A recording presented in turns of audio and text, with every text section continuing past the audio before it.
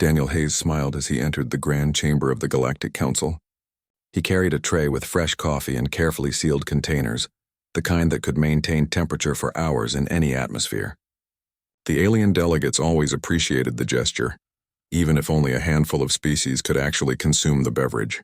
It was the thought that counted, Danny always said, and thinking about others was something humans did well. The council chamber on Apex Prime was enormous, a circular room with seating arranged in ascending tiers so every species could observe the proceedings. Holographic displays floated above the center floor, ready to project data and documents for all to see. The walls were made of some translucent material that shifted colors based on the emotional state of the room. Currently a calm blue that suggested routine business ahead. Danny walked to the human delegation area, nodding to the various representatives he passed. Clicking Mandible 7, the insectoid Throck ambassador chittered a greeting that the translation device rendered as a polite hello. Danny paused to offer the ambassador a small container of the honey-flavored nutrient paste the Throck enjoyed, something he had remembered to bring from the human quarters. The ambassador's mandibles spread in what passed for a Throck smile. Accepting the gift with appreciation, Wave Dancer, the Pelthian counselor who lived in a mobile tank of specialized water, pulsed a pattern of colors across her skin that meant gratitude when Danny tapped the side of her tank in greeting. He had learned the proper Pelthian gesture of respect years ago and never forgot to use it. These small courtesies were part of who Danny was, part of who humanity presented itself to be in the larger galaxy. Linda Martinez sat at the communications console in the human delegation area, organizing the presentation files for today's proposal. She looked up as Danny approached and grinned. Her dark hair was pulled back in a practical bun, and she wore the standard human diplomatic uniform, a simple navy blue suit that managed to look both professional and approachable. Linda had a gift for reading a room, for knowing exactly what to say to diffuse tension or bring levity to a heavy discussion. She was the heart of the human delegation in many ways.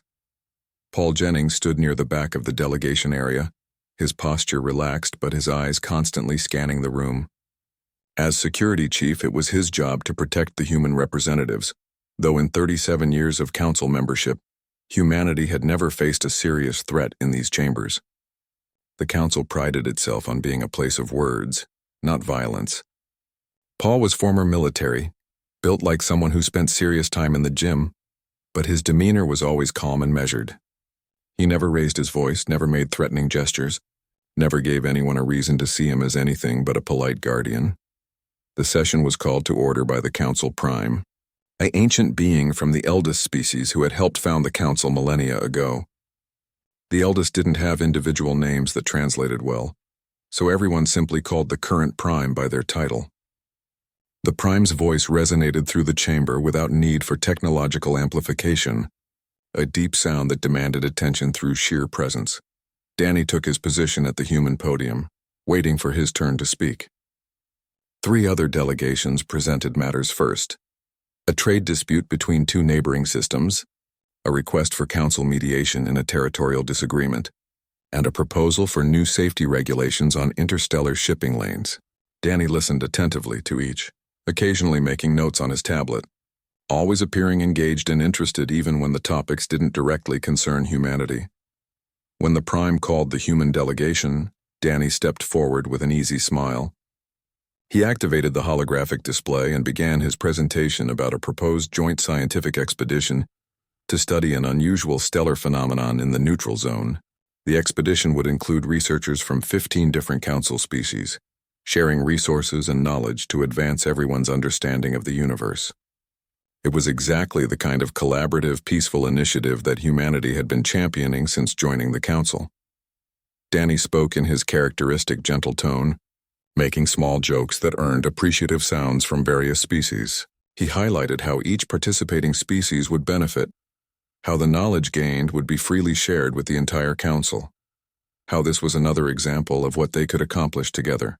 When the Kresnik ambassador, War Prime Thex, questioned whether humans were trying to gain unfair access to Kresnik-held territories near the study site, Danny immediately offered to adjust the flight paths and include additional Kresnik oversight in the expedition planning. This was how humans operated in the council. They proposed, they listened, they compromised.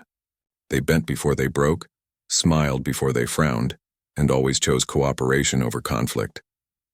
In 37 years, humanity had never pushed back hard on anything. They had never demanded, never threatened, never shown anything but patience and flexibility. The other species had come to expect this, to rely on it, to see it as simply who humans were. Linda supported the presentation with perfectly timed data displays, answering technical questions from the various delegates with cheerful efficiency.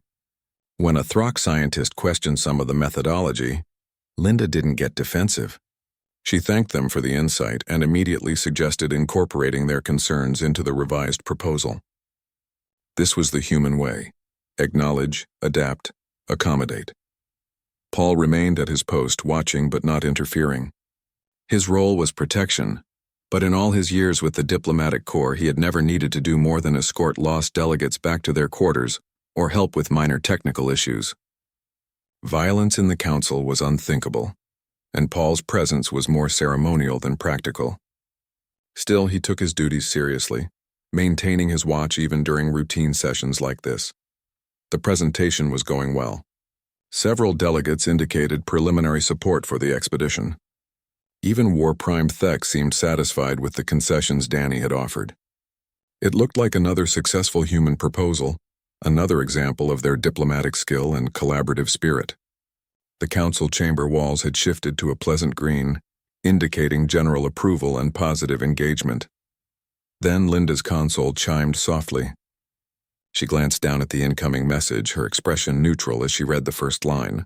Her hand moved to silence the alert, but her eyes kept scanning the text. Danny noticed the change in her posture, the slight tension that crept into her shoulders. He knew Linda well enough to recognize when something was wrong, even if she was trying hard not to show it. She looked up and caught his eye.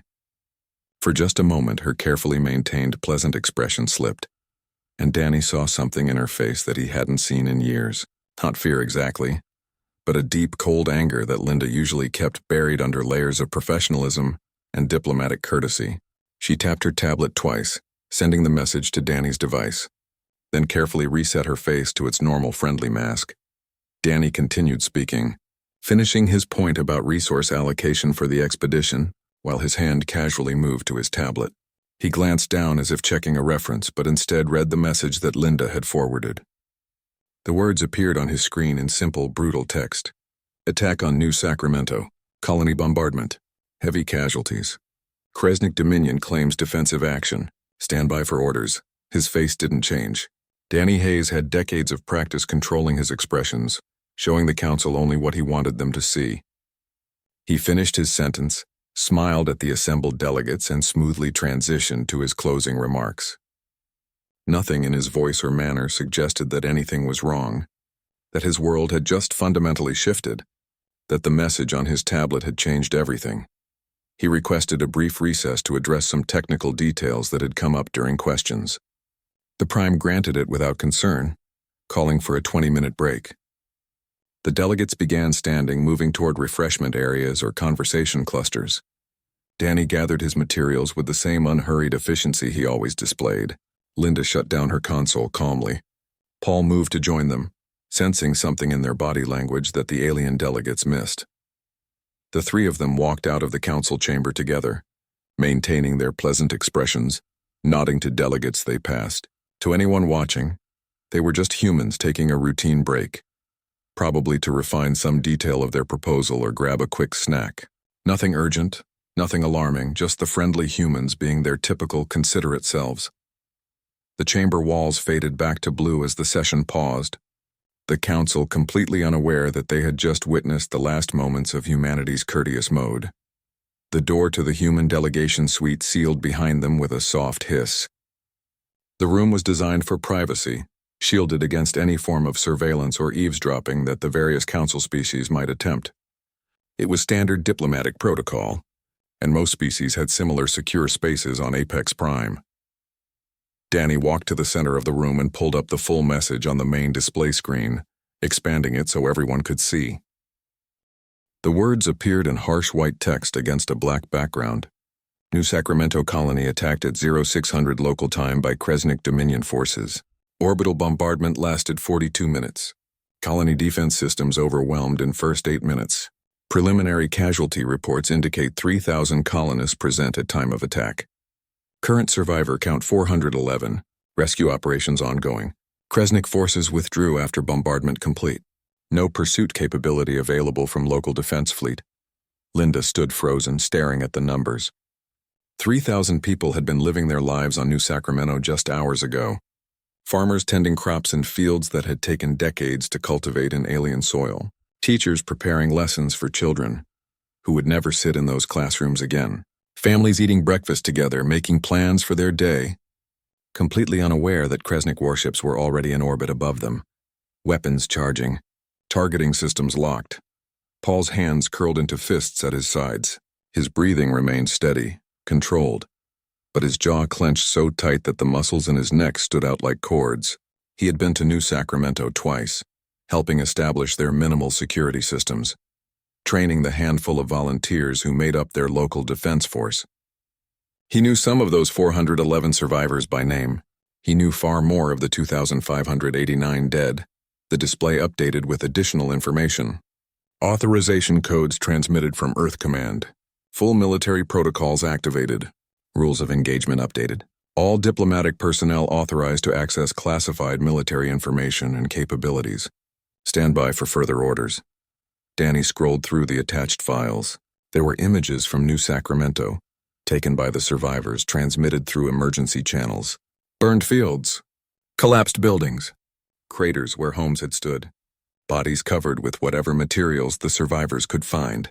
A school playground with tiny shoes scattered across scorched ground. He closed the image files quickly, but not before everyone in the room had seen them. Linda finally moved, walking to one of the chairs and sitting down heavily. Tears ran down her face in steady streams, but she made no sound. She had helped coordinate the establishment of New Sacramento, had spoken with the colony administrator dozens of times, had processed their requests for supplies and support. She knew the names of the council members, the teacher who ran the small school, the engineer who maintained their power systems, had known them. The room held 8 other members of the human delegation, scientists, trade specialists, cultural liaisons, people who had spent years or even decades working to build positive relationships between humanity and the other council species. People who believed in diplomacy, in the power of words and compromise to solve problems. They stood in silence, reading and rereading the message, trying to process what it meant.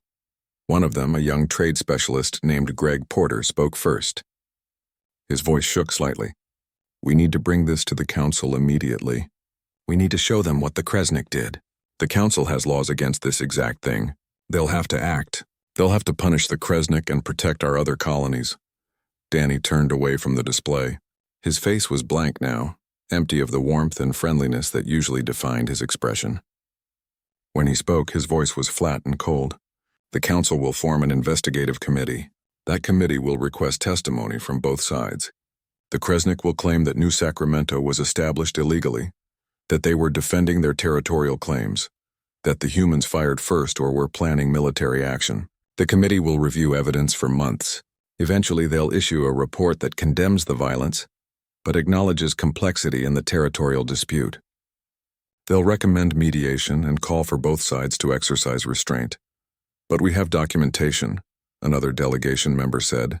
"We filed all the proper paperwork 43 years ago. The council approved New Sacramento. We have every legal right to be there." Danny nodded slowly. "Yes, we do. And the Kresnik will produce counter-documentation, claiming that the approval process was flawed, that their own historical claims supersede ours, that mistakes were made. The council will find merit in both arguments because that's what the council does. They find middle ground. They split differences. They avoid taking hard stances because hard stances might offend powerful member species like the Kresnik Dominion." Linda wiped her face and looked up at Danny. "So what do? We can't just let this go. 3,000 people are dead. Children are dead. Families were murdered in their homes. We have to do something." Paul moved to stand beside Danny, his military bearing more apparent now than it had been in years. He looked at the captain with an expression that was both grim and expectant, like someone waiting for orders he knew were coming but dreaded to hear. Danny pulled up another file on the display. This one required his biometric signature and 2 authentication codes to access. The screen showed a simple message from Earth Command. Authorization granted for Protocol 7. All restrictions lifted. Humanity is no longer bound by voluntary military limitations accepted upon Council membership. You are authorized to inform the Council of our intentions and capabilities. Rules of engagement follow. The room went very quiet. Every human present knew what Protocol 7 meant, even if most of them had never expected to see it activated. For 37 years, humanity had operated under severe self-imposed restrictions on their military capabilities. They had deliberately limited their fleet size, their weapons technology, their defensive installations. They had done this to appear non-threatening to the Council, to fit in with the diplomatic culture of the galactic community, to be the kind of species that other species wanted as neighbors and partners. Protocol 7 removed all of those restrictions. It meant humanity was done pretending to be less than they were. Danny looked at each person in the room. We've spent 37 years being the humans the galaxy wanted to see. Friendly, accommodating, willing to compromise on everything. We smiled while the Throck treated us like children. We nodded politely while the Pelthians lectured us about our primitive culture. We backed down from every confrontation because we believed in the Council's mission and wanted to be good members of the galactic community. He gestured at the images from New Sacramento, still visible on the display. This is what being good galactic citizens got us. The Kresnik killed 3,000 of our people because they knew we'd just file complaints and wait for the Council to do something. They knew we'd be patient. They knew we'd be diplomatic. They thought we were weak because we chose courtesy over confrontation. Linda stood up, her tears stopped now, her face hard. What did Command authorize? Danny pulled up the rules of engagement. No restrictions on force levels. No requirement for proportional response. No obligation to limit operations to Kresnik military targets. Civilian infrastructure associated with military operations is considered valid. No quarter given to forces that do not immediately surrender. Pursuit authorized into Kresnik territory. Operations continue until Kresnik Dominion surrenders unconditionally or is rendered incapable of further military action.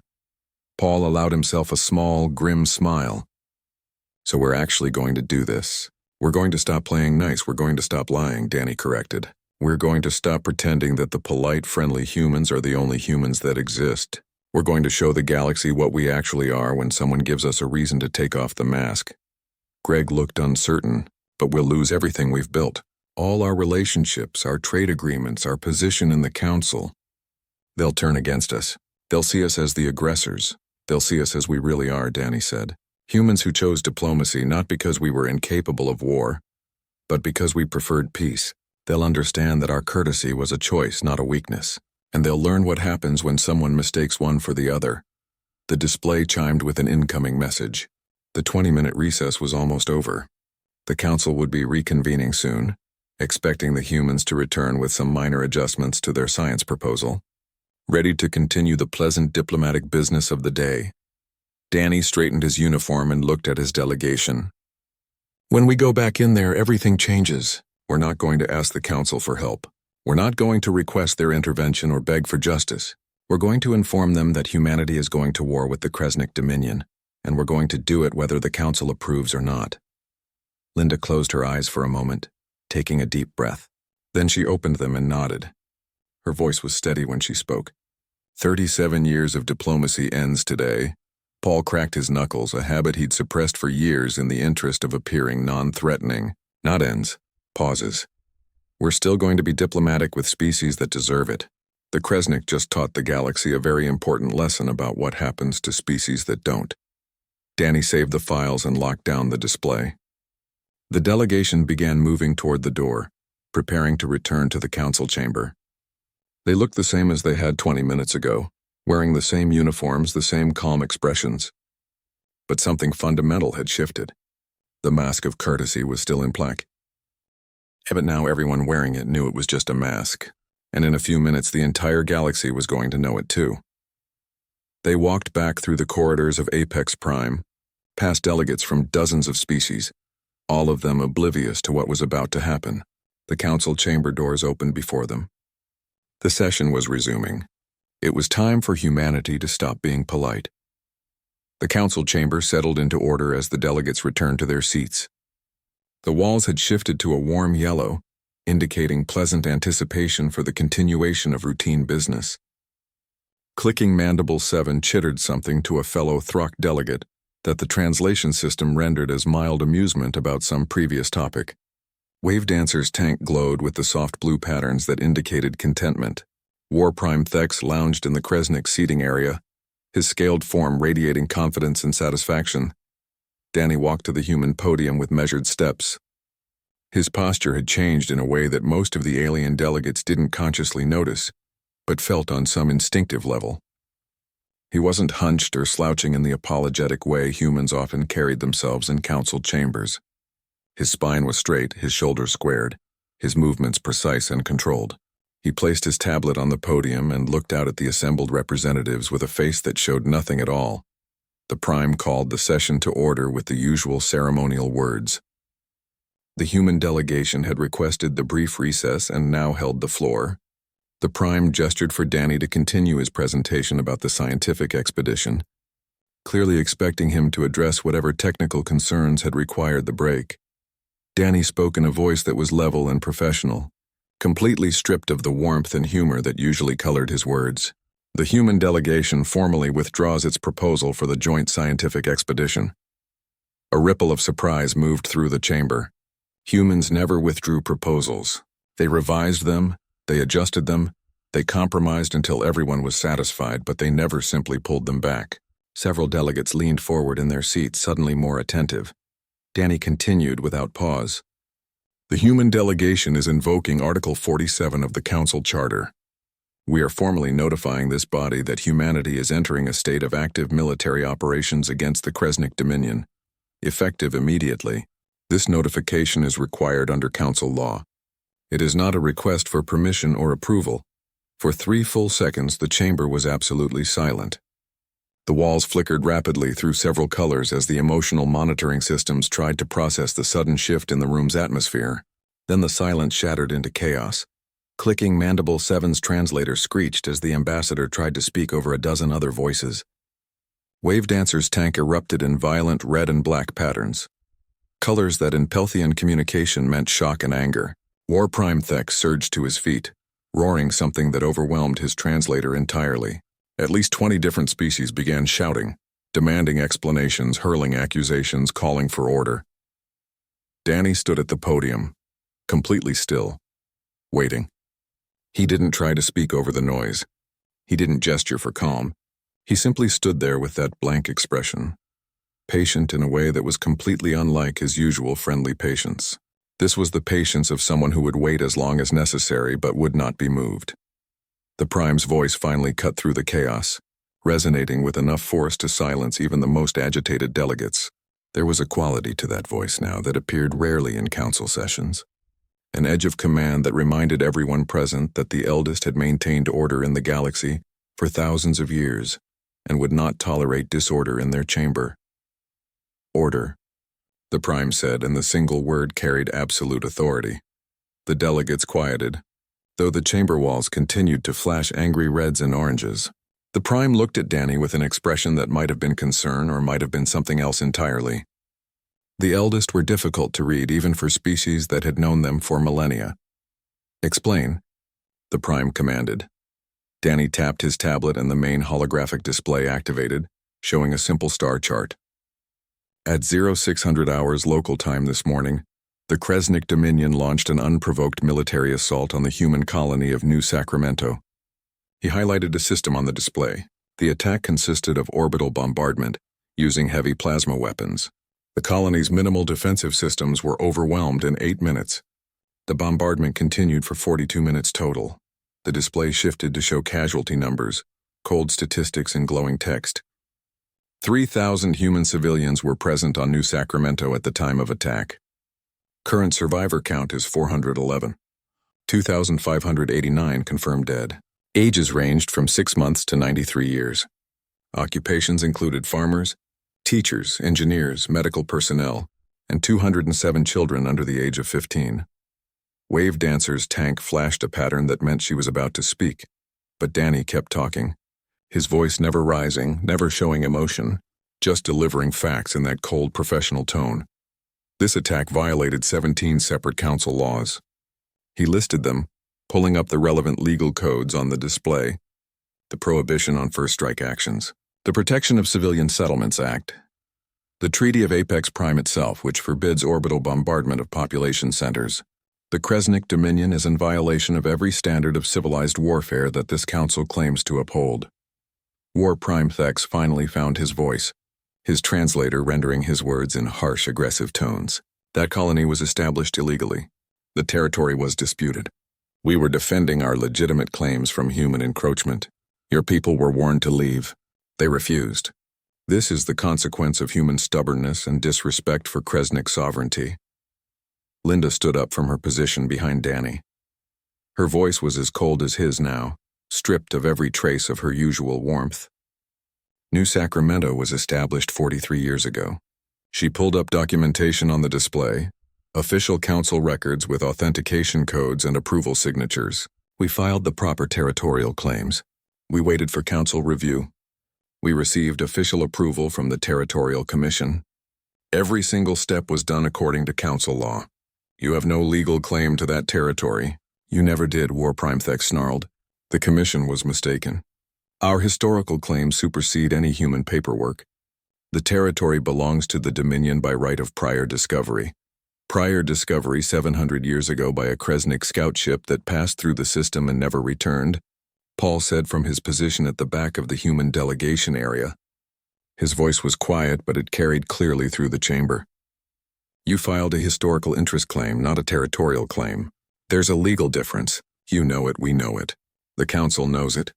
Clicking Mandible 7's mandibles clicked rapidly, a sign of agitation in Throck body language.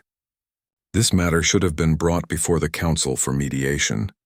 Humans do not have the authority to unilaterally declare military operations. The council must investigate the incident, determine fault, and prescribe appropriate remedies through proper diplomatic channels.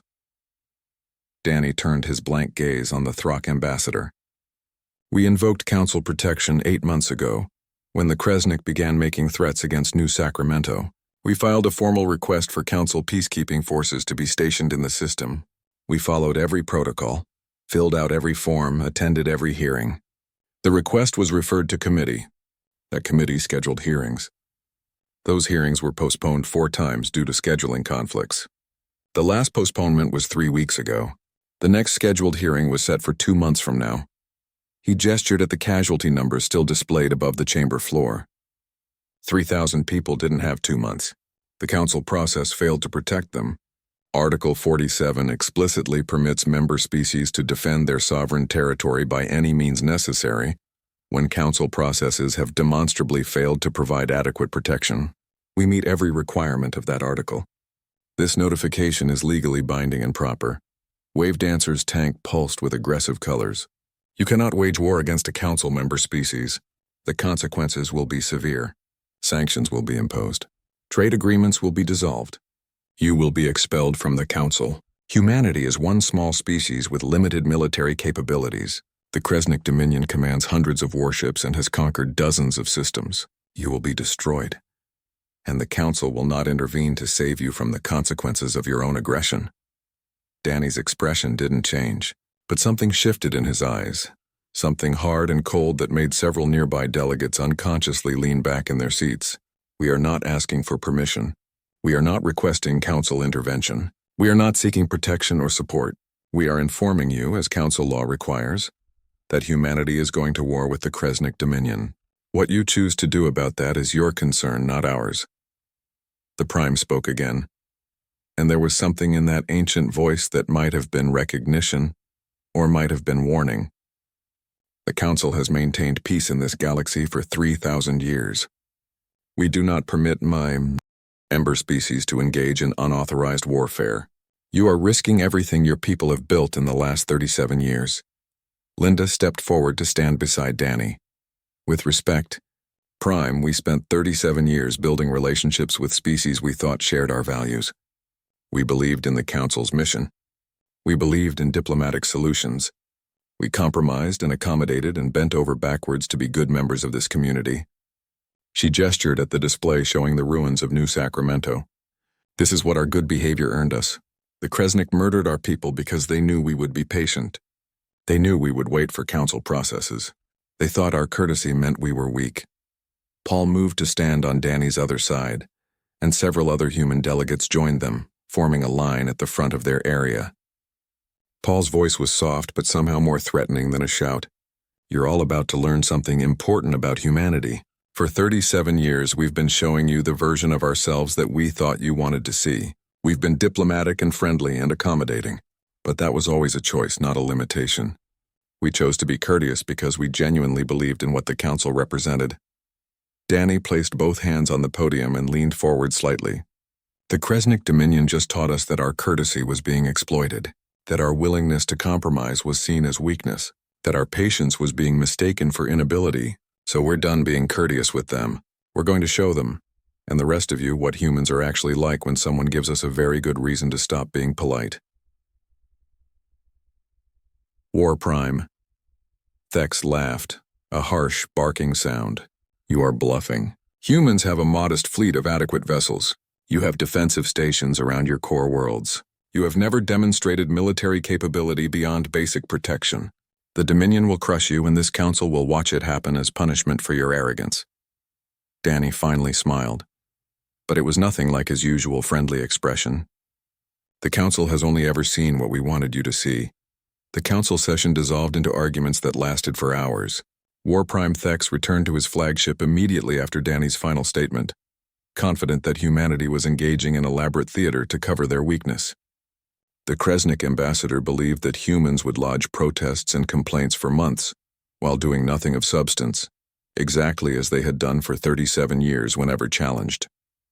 He transmitted orders to Kresnik military command to prepare for human, diplomatic pressure but expected no actual, military response worth concern. He was wrong about everything. 36 hours after Danny's speech in the council chamber, a Kresnik battle group consisting of 8 warships intercepted a human vessel near the debris field that had once been New Sacramento. The battle group commander, a seasoned officer named Strike Leader Cax, had fought in 17 campaigns and destroyed ships from 9 different species.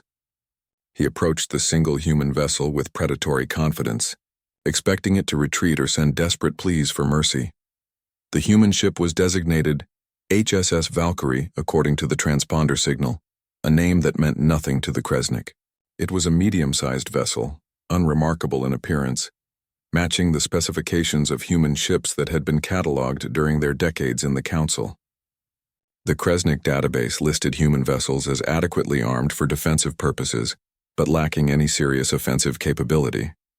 Strike Leader Cax ordered his battle group to intercept and destroy the Valkyrie, as a lesson to other human ships that might be foolish enough to enter what the Kresnik now considered their territory. The Valkyrie did not retreat. It did not transmit pleas for negotiation. It did not do anything that human ships had done in previous encounters with aggressive species. Instead, it adjusted its course to intercept the Kresnik battle group directly, accelerating to speeds that shouldn't have been possible for a ship of its mass and design. Strike Leader Cax ordered weapons charged, still confident but beginning to feel the first whisper of uncertainty. Human ships had never acted this way before. They had always avoided confrontation, always chosen escape over engagement. He pushed the uncertainty aside and gave the order to fire. The Valkyrie opened fire first. The weapons that emerged from the human ship were nothing like anything in the Kresnik database. They were nothing like anything the Council had ever seen humans use. Coherent energy beams of impossible intensity punched through the lead Kresnik ship's shields as if they weren't there, tearing through armor plating that had been designed to withstand sustained bombardment.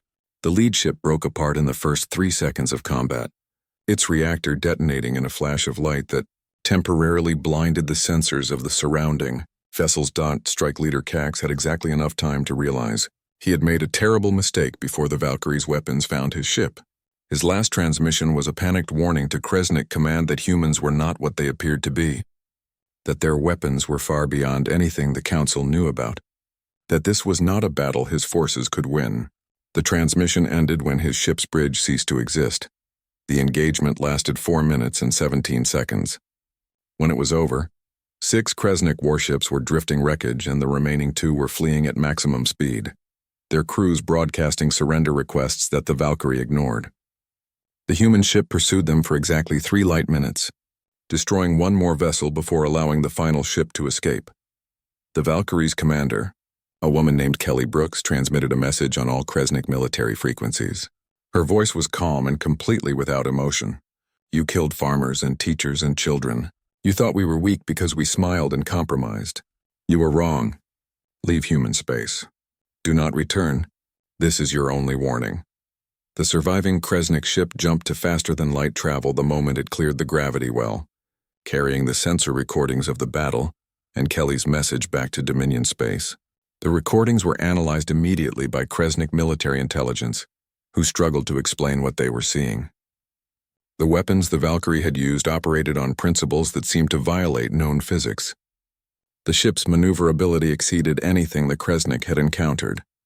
The armor had withstood direct hits from weapons that should have crippled it. Within 12 hours, the recordings reached the Council. Delegates who had dismissed Danny's warnings as bluster watched the battle footage in silence. The chamber walls shifted through colors that indicated confusion, fear, and dawning realization. Clicking mandible. Seven's mandibles trembled as the Throck ambassador processed what the footage meant. Wave Dancer's tank went completely dark, a Pelthian response to information too disturbing to immediately accept. The Prime called an emergency session. Danny and his delegation returned to the council chamber, their expressions still hard and cold. The friendly humans the council had known were nowhere to be seen. In their place stood something else, something that had always been there but hidden under layers of diplomatic courtesy. War Prime Thex was not present. He had been recalled to Kresnik space to explain how a single human ship had destroyed 6 Dominion warships without sustaining meaningful damage. His replacement was a younger Kresnik named Fleet Commander Dor, who approached the council podium with considerably less arrogance than his predecessor had shown. The human vessel demonstrated capabilities far exceeding our intelligence estimates, Fleet Commander Dor said, his translator rendering his words with unusual carefulness. The Dominion request clarification regarding human military technology and ship classifications. Danny stood at the human podium, his hands clasped behind his back in a posture that was purely military, despite his diplomatic uniform. For 37 years, humanity restricted our military development to levels we believed would make us appear non-threatening to the Council. We built ships that matched Council expectations.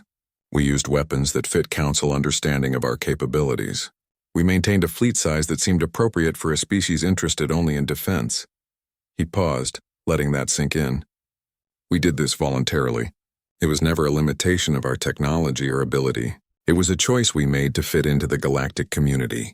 The Valkyrie is an example of what we actually build when we're not concerned about appearing friendly and harmless. But you joined the Council, Clicking Mandible 7 protested. You agreed to abide by Council military limitations. All member species register their fleet capabilities. You registered modest defensive forces. We registered the forces we were actively deploying, Linda said from behind Danny. We never claimed those were the only forces we could deploy. We simply chose not to deploy anything more aggressive because we were committed to being peaceful members of the Council.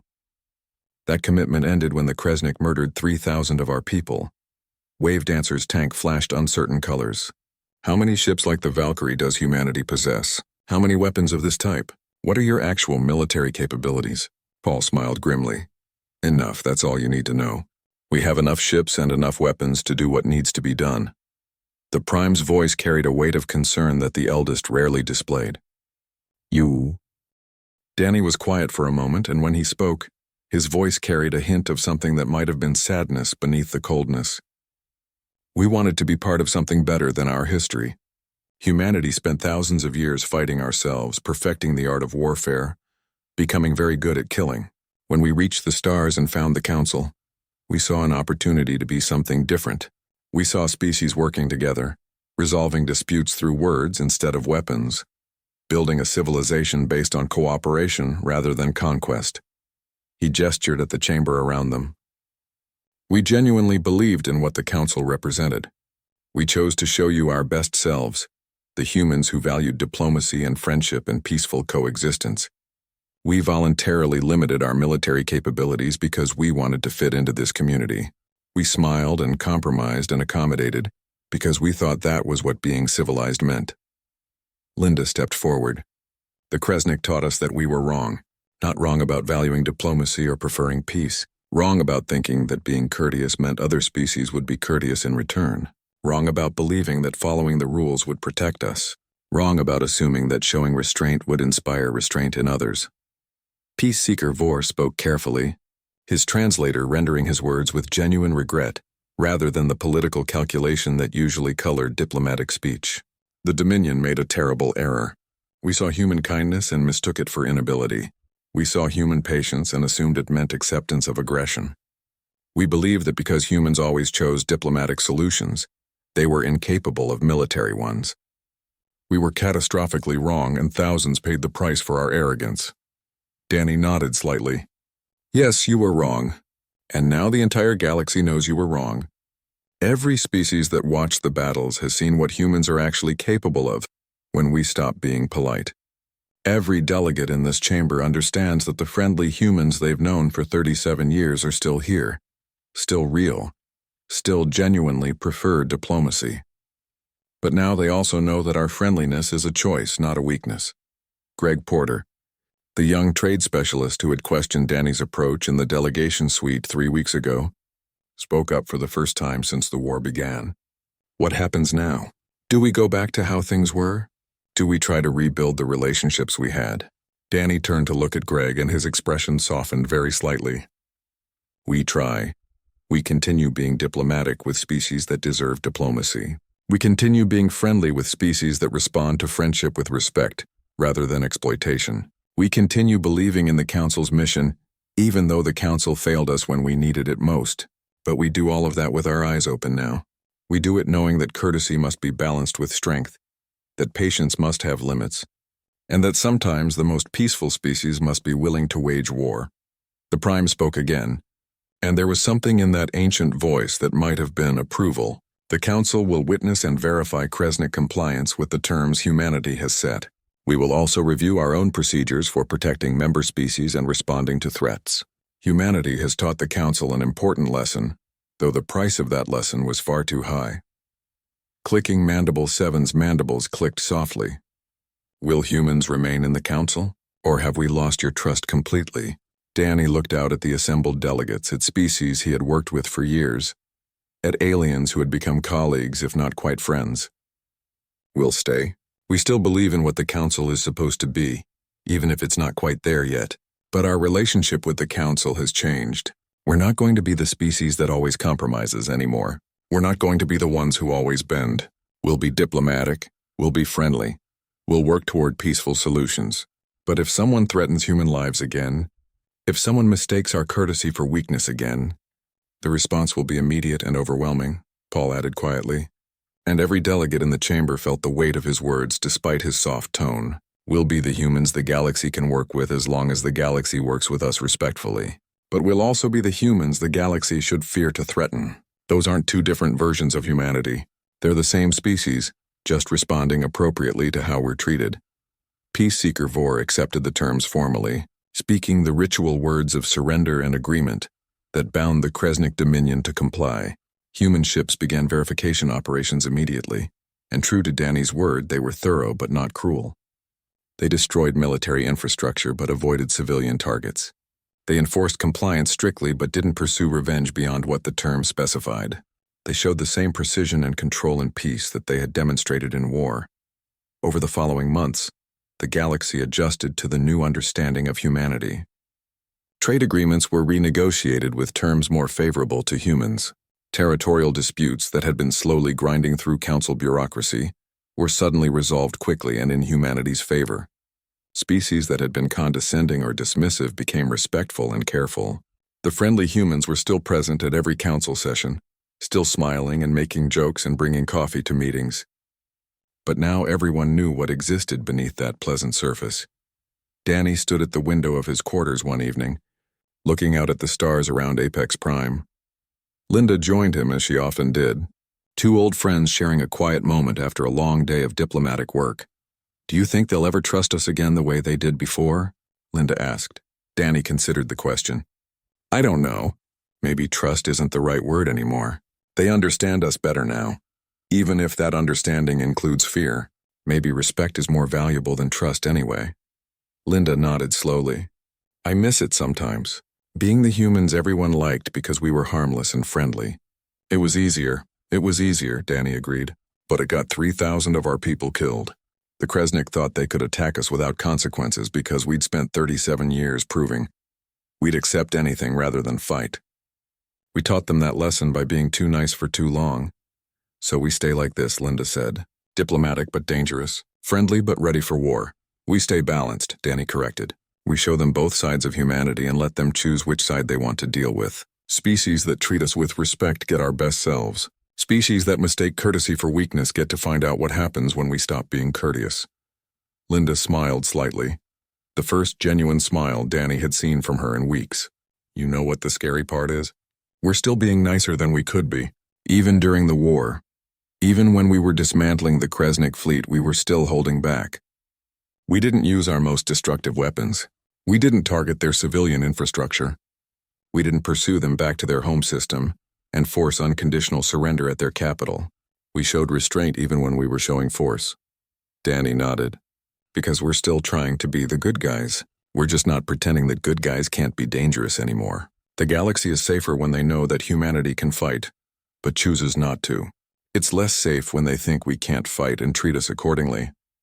They stood together in comfortable silence, watching the ships coming and going from Apex Prime, the endless dance of galactic commerce and diplomacy, continuing as it had for thousands of years. Humanity had found its place in that dance, not as the weak species that needed protection, not as the aggressive conquerors that the galaxy feared, but as something in between. They were the courteous species, the diplomatic species, the species that preferred peace and cooperation. But now everyone knew that the courtesy had an off switch, and turning it off revealed something that made even the most powerful civilizations reconsider their actions. The Council had witnessed humanity's courteous mode turn off in real time, and the galaxy would spend generations making sure it never needed to happen again. Have deceived the Council. You have hidden your true nature for decades. This is a violation of the trust that binds our community together. Danny's expression didn't change. We showed you exactly what you wanted to see. Humans who were friendly and accommodating and non-threatening. That wasn't deception. Those humans are real. We genuinely prefer diplomacy to warfare. We genuinely value cooperation and peaceful resolution of disputes. But we're also capable of warfare on a scale you never imagined. And we chose not to show you that capability because we didn't think we'd ever need it. Linda stepped forward. Every species in this chamber has secrets. The Throk have weapons programs they've never disclosed. The Pelthians maintain hidden military stations in disputed territories. The Eldest possess technologies they've never shared with younger species. Everyone here shows the Council what they want the Council to see. We just did it more effectively than most. The Prime was silent for a long moment. What are your intentions regarding the Kresnik Dominion? Will you be satisfied with this single battle? Will you accept mediation and reparations? Danny shook his head slowly. The Kresnik Dominion will surrender unconditionally, or we will remove their ability to threaten human territory permanently. We're not interested in mediation. We're not interested in reparations. We're interested in ensuring that no species ever makes the mistake the Kresnik made ever again. Fleet Commander Dor's scales shifted to colors that indicated distress. The Dominion will not surrender. We are a proud species with a military tradition spanning thousands of years. We have hundreds of warships. We will not bow to human demands based on one battle. Then there will be more battles, Danny said simply, and you will lose all of them. The Council chamber erupted in arguments again, but this time the tone was different. Species that had been dismissive of human warnings were now calculating what it meant to have a member species with hidden military capabilities, far exceeding what anyone had suspected. Species that had territorial disputes with humanity were quietly reassessing their positions. Species that had been friendly with humans were wondering what else they didn't know about their pleasant neighbors. The Kresnik Dominion refused to back down. Within 3 days, they assembled a massive fleet of 35 warships, the largest military force they had deployed in decades. They sent this fleet to the human border with orders to crush any resistance and demonstrate that the Battle of New Sacramento was a fluke, an accident, a lucky shot that wouldn't be repeated. They found 18 human vessels waiting for them. The battle that followed lasted 6 hours and was monitored by sensor platforms from a dozen different Council species. The recordings were transmitted throughout the galaxy in real time. The Council watched as human ships moved with impossible agility, fired weapons that seemed to ignore physical laws, and coordinated their attacks with precision that suggested either extremely sophisticated artificial intelligence or a level of crew training that bordered on prescient. When the battle ended, the Kresnik had lost 29 ships. The humans had lost 3. The surviving Kresnik vessels retreated in complete disorder, broadcasting surrender requests that Kelly Brooks, now commanding a small flotilla of human ships, acknowledged by repeating her previous message. "You killed our children. You thought politeness meant weakness. Leave human space. Do not return." The war lasted 3 weeks, not because humanity showed mercy, but because the Kresnik Dominion finally understood that continuing the fight meant their complete destruction as a spacefaring civilization. After the second major fleet engagement resulted in catastrophic losses, after their third defensive line collapsed in less than 4 hours, after human ships appeared in orbit above their secondary colonies and began methodically dismantling military installations with surgical precision, the Kresnik leadership requested terms. War Prime Thex was no longer part of the Kresnik government. He had been removed from power by his own people after the scale of his miscalculation became clear. The Kresnik had lost over 200 warships in 3 weeks of fighting. They had lost strategic positions they had held for centuries. They had watched human vessels operate with impunity in what had been secure Kresnik space, destroying military targets while carefully avoiding civilian casualties in a display of precision that was somehow more terrifying than indiscriminate destruction would have been. The new Kresnik representative, who arrived at Apex Prime, was called Peaceseeker Vor, a name that indicated his purpose as clearly as War Prime Thex's name had indicated his. Peaceseeker Vor was younger than most Kresnik who achieved positions of authority, his scales still showing the darker colors of youth rather than the faded tones of age. He approached the council chamber with none of the swagger that War Prime Thex had displayed, moving with careful deliberation and keeping his head lowered in a Kresnik gesture that indicated respect and submission. Danny stood at the human podium, waiting. He had not left Apex Prime during the 3 weeks of warfare, maintaining humanity's presence in the council, even as human ships systematically dismantled Kresnik military power. His face still showed that hard, cold expression that had replaced his usual friendliness. Linda and Paul flanked him as always, their own expressions equally devoid of the warmth the council had known for decades. Peaceseeker Vor approached the Kresnik delegation area and spoke in a voice that his translator rendered with unusual humility. "The Kresnik Dominion formally requests cessation of hostilities and negotiations for peace terms. We acknowledge that our actions against New Sacramento violated council law and human sovereignty. We accept responsibility for the deaths of human civilians. We request the opportunity to make amends and prevent further bloodshed." The council chamber was silent. Every delegate present understood the significance of what they were witnessing. The Kresnik Dominion had been a major military power in the galaxy for thousands of years. They had conquered dozens of systems, fought wars against multiple species, and had never before acknowledged defeat or requested peace from a position of weakness. Yet here was their representative openly admitting fault and begging for terms. Danny let the silence stretch for a long moment before speaking. His voice remained that same cold, professional tone that had replaced his diplomatic warmth. "The terms are non-negotiable. The Kresnik Dominion will pay reparations for New Sacramento in the amount of 10 billion council credits. These funds will be used to rebuild the colony and compensate the families of the dead.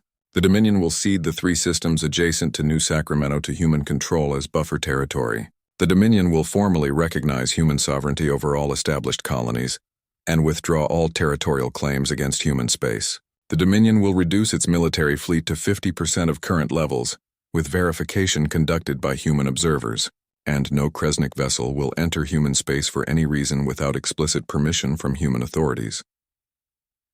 Peaceseeker Vor's scales shifted to colors that indicated distress, but also acceptance. "These terms are harsh. They will require significant changes to Dominion policy and structure. However, we accept them without modification. We request only that human military operations cease immediately upon our agreement." Danny shook his head slightly. Human military operations will cease when our forces have verified compliance with all terms. Your fleet reduction will begin immediately and be completed within 90 days. Reparation payments will begin within 30 days. Buffer systems will be transferred within 60 days. Until verification is complete, human ships will maintain presence in Kresnik space to ensure compliance. The terms you describe constitute occupation, clicking Mandible 7 said quietly. The Council does not permit member species to occupy the territory of other member species. Linda turned her cold gaze on the Throck ambassador. The Council also doesn't permit member species to bombard civilian colonies. The Council's rules failed to protect 3,000 human lives. We're not particularly concerned about whether our enforcement of peace terms meets Council approval. Wave Dancer's tank flashed uncertain patterns. If every species in the Council begins enforcing their own justice, ignoring Council authority, the entire structure of galactic governance will collapse. We will return to the chaos that existed before the Council brought order. Paul spoke from his position behind Danny. Then perhaps the Council should consider being more effective at protecting its member species. We spent 37 years believing in Council justice. We filed proper complaints. We followed proper procedures. We waited for proper processes. And 3,000 of our people died because the Council was too slow, too bureaucratic, and too worried about offending powerful species like the Kresnik. The Prime's voice resonated through the chamber with a tone that suggested deep thought rather than immediate judgment. Humanity has demonstrated that you possess capabilities far beyond what the Council understood. You have shown that your previous restraint was voluntary rather than necessary. You have proven that courtesy and friendliness should not be mistaken for weakness. The Council acknowledges these realities. However, the question remains what kind of relationship humanity wishes to maintain with the galactic community going forward.